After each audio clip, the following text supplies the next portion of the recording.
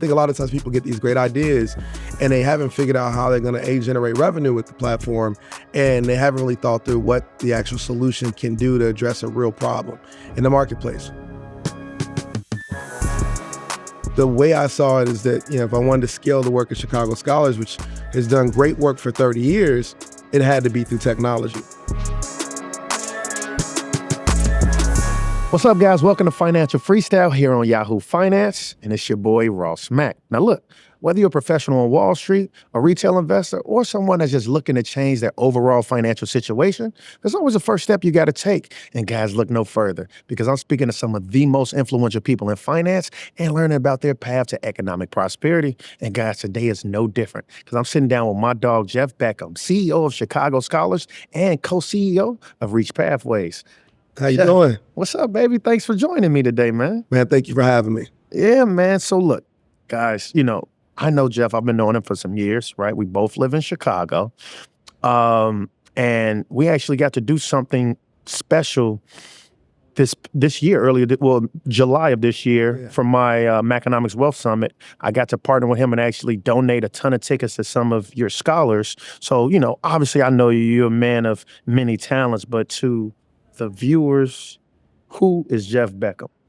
Well, got the honor to serve as CEO of Chicago Scholars, now going on 4 years, which is a large college access nonprofit in Chicago. What we do is we help kids who are either the first in their families to go to school or from low-income backgrounds get to college, and then we really focus on jobs, job access.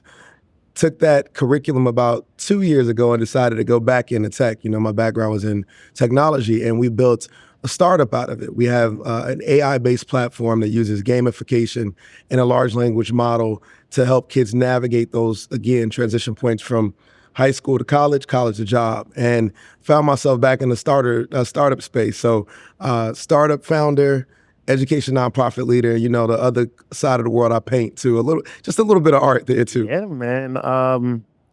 You give back. Yeah. And so I speak to a ton of founders, right? And the main thing you start with is a problem. Mm-hmm. What problem is Reach Pathways solving? Yeah, so it's really designed to help with millennial churn, right? When you look at the numbers, millennial churn in the country is about a $30.5 billion problem. 21% of millennials turn over in career. And it's specifically because they make the bad choices starting when they graduate. Pick the wrong job, you don't stay long, you stay less than a year. It costs companies money. And what Reach seeks to do and what we work to do is that we work to coach young people through the process of picking that career. We do a lot of personal development, soft and hard skill development in platform using videos and using gaming so that students are making better decisions on the front end so that they stay in their jobs longer and that they're more qualified when they walk into the companies they're working for. That's strong. So how does a person running, right, Chicago Scholars, which does remarkable for the community, right? But how do you then segue that into a startup? How did that come about? Yeah, man, I listen to you a lot when you talk about scalable business, right? And one of the things I recognize the nonprofit sector as it's currently built and defined isn't scalable anymore. Really doing true work that's national and not just in particular parts of regions, required a solution that's not going to be boots on the ground. First, it costs too much money to do what we do. Chicago Scholars is a $9 million nonprofit where our cost per child of our 7-year model is about $10,000 a student, $1,000, $1,500 a year. So if I wanted to replicate that across the country, you're talking a few $100 million I'd need to raise to do that. So I put my tech hat back on and said, why not build a platform and use technology to democratize access to basically what is an online career counselor for young people anytime, anywhere. You don't need a teacher to use the platform. You don't need guidance. You literally can log on as a young person, start working with the Quest yourself, and it's in-platform jobs, scholarships, internships. And so the way I saw it is that, if I wanted to scale the work of Chicago Scholars, which has done great work for 30 years, it had to be through technology. So we spun out a for-profit because there's a market need there, and it answers and solves the problem of churn and getting young people connected to opportunity. So you stated earlier, right, like the traditional kind of nonprofit model Yeah. is effectively broken. Like, Yeah. why is that? I think, wealth transfer, right? More wealth is changing hands right now than ever before. And as younger people in our age demographic are taking over family offices, they're becoming the philanthropists, their idea of what they want to contribute to has changed. Many in Chicago are actually creating their own programs inside of their own offices. So that's led to a decrease in the funding available to a lot of nonprofits. A lot of nonprofits have had to close their doors. I also think you look at inflation over the last few years, the cost to do the work simply costs more. Our biggest event that we do is the on-site college and admissions forum for Chicago scholars. We have 150 colleges come out to Navy Pier, 1,000 kids, right? Last year, we had about $46 million in merit aid awarded to kids. The cost to do that event from when I started at Chicago Scholars 7 years ago as vice president was about $250. It's a $500,000 event now. So you just look at those kind of finite, the fixed costs that all orgs need to run. Keeping the lights on costs more. And so if you are trying to keep up with that and raise more money when that's not necessarily there, you got to be creative. And I think the reason in which we built Reach was to innovate in ways that we could provide curriculum and programming to kids, but also innovate our funding structures too as well. We charge companies for access to this talent, and the way the model works is the two companies are tied together.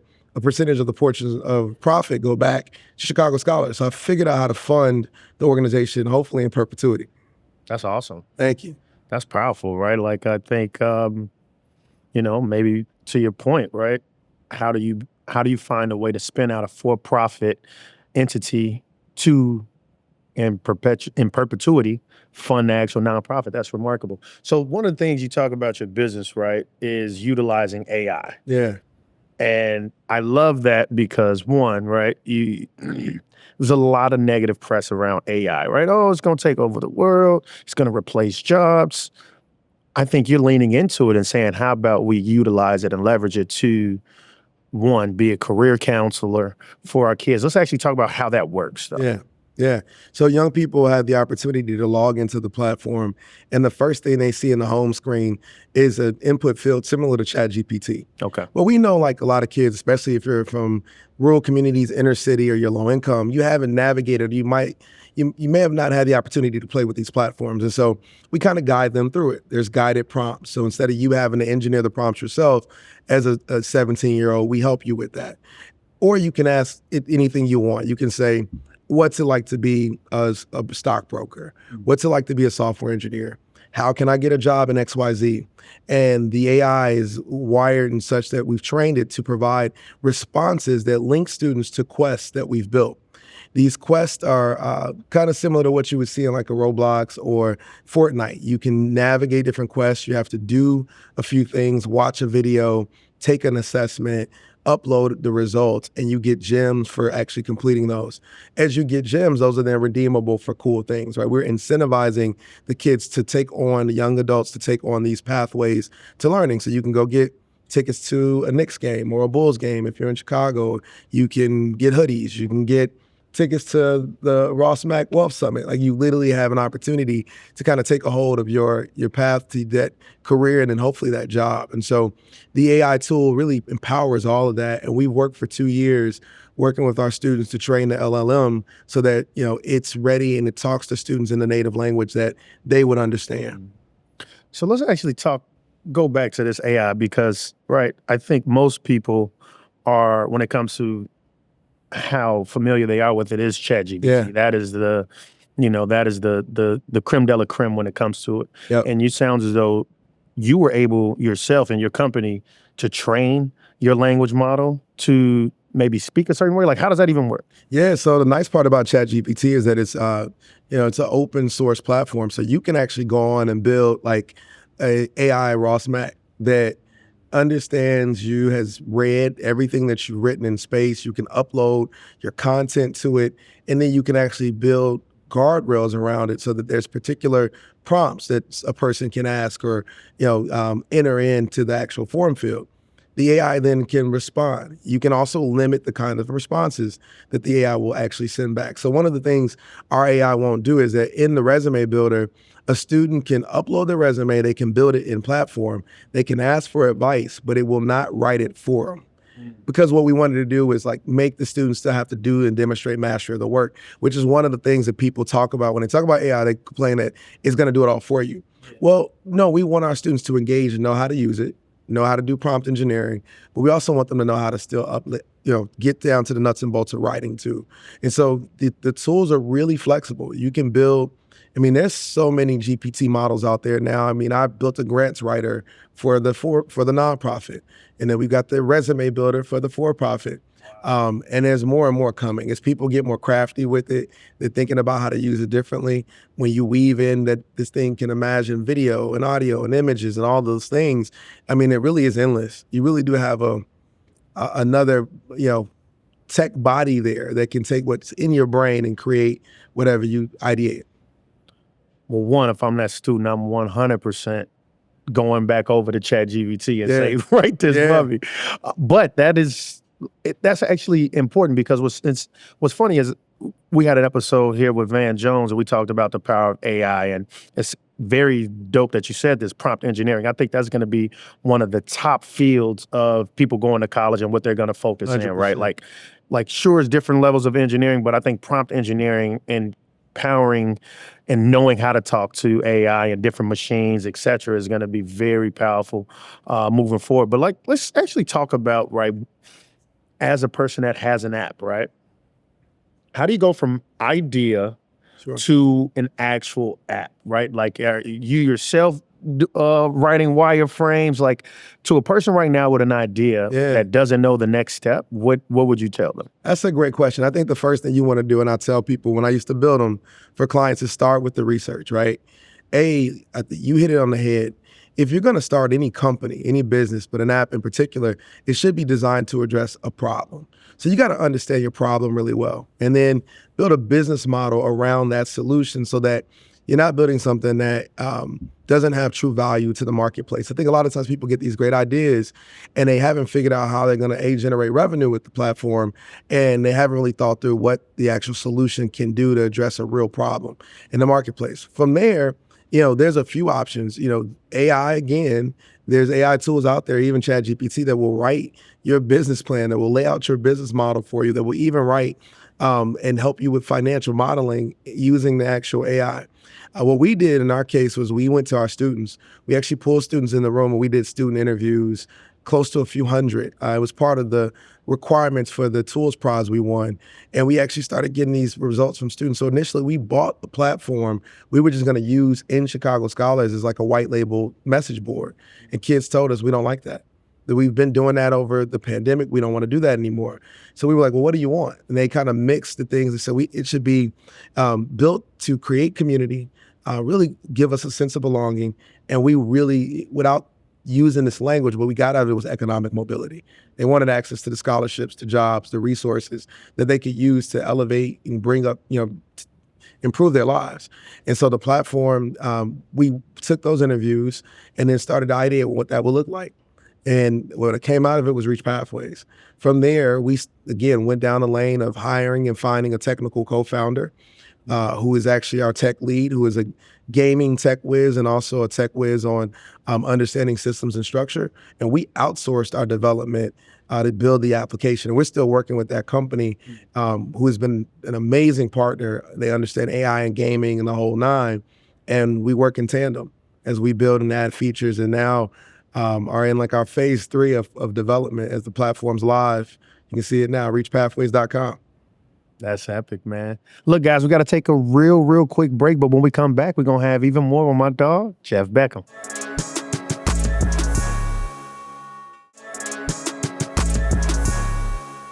All right, guys, welcome back to Financial Freestyle. It's your boy, Ross Mack, and I'm here with Jeff Beckham, man, and I think it's important because he's building a company, right? He's building a company. He's solving a problem, right? And we actually talked about kind of, for our viewers and listeners, how do you actually have an idea and take it to the next step, right? But now that you got the idea, right, you did the research, you figured out, your technology, your wireframes, you building it out. But let's talk about like that next step, right? Yeah. Is it like, what comes first? Do you need money or do you need community? Like kind of what do you think? Money, right? The next part is like, now you got the the idea down on paper, and you got to get to a place where you have like at least a minimum viable product, right? You got to MVP. You got to have something to actually start to test out and prove, right? So we were really fortunate. We talk a little bit about the relationship from Chicago Scholars, and I worked with my board over a year to allow them to let us use part of our endowment to build a platform and test the hypothesis. That was a pretty large investment. It allowed me to build a team, hire some of the folks I mentioned to kind of run day-to-day operations of the business, and we were able to do that. But then we also won a ton of grants. Like folks out there, like, look, there are so many ways to generate and raise capital. You just got to do a lot of the applications. We won Catalyze and the Tools Prize, a Google grant, numerous grants, all in about $600,000 non-dilutive capital in like 6 months out the gate. And once we had our proof of concept and the platform up, then we started hitting the pitch circuit, right? Which is, I always laugh at the pitch circuit. The people are like, well, why do you do so many pitches? Because you get in front of people and in rooms, not just investors, but also potential partners and customers. So I won South by Southwest pitch last year. We won Milwaukee Summerfest pitch. We were a runner-up for Tech Rise in Chicago. All of these major pitch competitions got us a lot of attention, a lot of eyes, but it also validated the model. When you're pitching to major investors, VCs who say, we select you, you won, it becomes a stamp of validation for your platform. And so when we went to raise our seed round starting in July, it wasn't easy because of the timing. I mean, it was probably the worst time to raise a seed round ever, but we got through it because the model was good. We started to show traction with customers, and we were able to close a $2 million round for the application, which will give us a nice 2-year runway and allow us to go out and go get some customers. So, when you start, seed, build, keep going, keep pushing. So one, right? Congrats on all the success in raising. And then I would imagine did you use any AI? When it came to the grants? Come on now, AI for all the grants. AI were helping us do the research. That's heavy. AI didn't build our pitch. The interesting thing is the one thing that I think AI doesn't do well yet is that human element of the passion, the way we emote, the storytelling component. Like AI might be able to write a dope verse, but the way you would be able to deliver is only going to happen when you deliver your verse. And I think it's the same thing when we pitch, right? When you get up and you're talking about your model, market segmentation, product market fit, go-to-market strategy, like they need to hear the stories woven through that. And AI couldn't do that. That's powerful. All right, so now, right, your business, right? You got the platform, and you got the cheat code in the sense of several thousand members of Chicago Scholars. So you got the platform that you built, you have the people that are going to effectively use it. Yep. Kind of, you got to use it to be in Scholars, I would say. That's right. And then the other side of it is like the client. So like, let's talk about how all this works. Yep. So the nice part about Chicago Scholars is a built-in user base of almost like 6,000 students now. That's strong. So we put every student that comes into the org every year, the 650, 550, however many we take of those high school seniors, they're in platform using it, and they're using it through college. And that was really the best test case. Like we had real students, but we wanted to make sure that, we weren't biased. So we used students from outside of our org, other partner orgs. We gave the platform for free, and we're still doing that with partner organizations who have academically ambitious students who tell you, young people who say, I'm in college, I want to do this. And whether they know exactly what they want to do or not, but they want to do something, the platform is designed to help them guide along that way. And so we use that. We have 130 plus paying corporate partners, many of which were paying for internships already. Those became our instant low-hanging fruit, warm leads. Those are customers out the box. And so now we're working to make sure that we're bringing them all on platform. And we're telling them we can give you curated talent lists of any kind of internship or early career role you have. Let us know what you have. Send us the job requisitions. We'll do it now. And that's what we're charging companies to get access to down the road. So we were really fortunate to have the two. And the third kind of newest customer base that we found that we have 200 plus relationships with the Chicago Scholars was colleges. College career centers are really struggling right now to kind of find a foothold. You got if you've seen one, you've seen one. Everyone is so different, right? I went to the University of Missouri. We had a very robust career center there. But when I visited other schools, they don't have the same kind of opportunities. So they're looking at Reach as an opportunity to bring the platform on and use it to help guide their students through their career arc into the job. And so you've been building this for 2 years? 2 years on the REIT side. And what would you say the biggest challenges have been?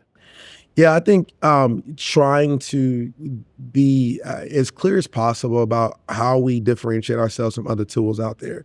There's a lot of career tools. There's a lot of HR tech tools, ed tech tools. Some of them are great. Some of them, need work. But the thing that we have is the thing that you just spoke to. No other org has an org behind it that has 30 years of research backed, that track record of success, and no other has built the skills tree and platform. So that's kind of how we use almost like a Mario and Luigi old school map of helping students navigate the transition through those pathways. We use that because that was the way we tied gaming in platform. So our big, we don't hide it. The big idea is to take this and think about Discord. When you go on Discord, you can chat, you can do all those things. You can use Midjourney, you can use all these tools. You also can go play a game in Discord. So you and I can play spades, or we can have a race car game. We want to add a gaming element, like a real built on one of the gaming engines where students can then engage or maybe visit College Row virtually. And they can see and access all different colleges. They'll go to Career Row and they'll be able to walk to a company's, career site and learn more about that org in platform. So that'll give a young person the opportunity to either stay in like the productivity side of the app, like the Discord side, very chat heavy with the AI tool, or they'll be able to enter into the gaming side. That's where we're headed with this. But yeah, I mean, it's been a lot of fun being able to leverage the power of both and grow what we've grown so far. You're talking about that stickiness factor, right? Yeah. The gamification is the one thing that will keep, the kids on there, right? It's one thing to come on and learn, That's right. But if you're gamifying the learning process, Yep. they're probably going to spend more time on there. And so, like, when you thought about building it out, right? The problem is like, okay, we want to help advance their careers, Yep. career paths. When it comes to, what I would presume, what should I even study when I get to college, Sure. right? Yep. But like, what made you add the gamification element? Yeah, going back to the conversations we had with these young adults, they told us over and over that it needed to be less like homework and more like a game. And we saw it too. I mean, in the pandemic, we were trying to use, everybody was. We were Zooming, we were using Teams, we were trying to do all these virtual engagements. And when we started, the young people were all in. They were, because they had to be. But we got to like year 2 and they were over it. And we were like, okay, we got to figure out how to make this more interactive, more engaging, more fun. So of course, that's when you started seeing Poll Anywhere and all these other orgs pop up where we're adding these features. And we thought to ourselves, like, we should build something that does this. And we went down that pathway first. And thankfully, the proliferation of AI happened around the same time where we were like, oh, no. We have an opportunity to build something even more powerful. We can build a virtual counselor. We can build a tool so they can talk to it. And we got 14, 15,000 engagements now with the AI tool. And the number one thing students are really looking for in it is figuring out what they want, that identity, that part. That's the number one thing young people talk to our tool about. It's like, what, I'm this, I'm good at this. What can I do? All right, as we get near the end, Yeah. right? I would say last question. What does this company look like in 5 years? Oh man, we will be an AI-powered ed tech tool that has over 1 million users. Our goal is $100 million valuation. We will be working with, 75 plus colleges and universities across the country. I know this because this is in my deck of the numbers, and we're hitting that target. And we'll be working with young people who are empowering their lives to change their communities and families for the better across the country. That's powerful, man. That's powerful. Thank you so much for being here, brother. That's it for this episode of Financial Freestyle. Thanks to my dog, Jeff Beckham, for joining us. I hope you guys were able to look at this and actually use this for your own financial journey, especially if you're somewhere trying to figure out how to get in the startup world. Guys, make sure to join us here next week for another episode here on Yahoo Finance. This content was not intended to be financial advice and should not be used as a substitute for professional financial services.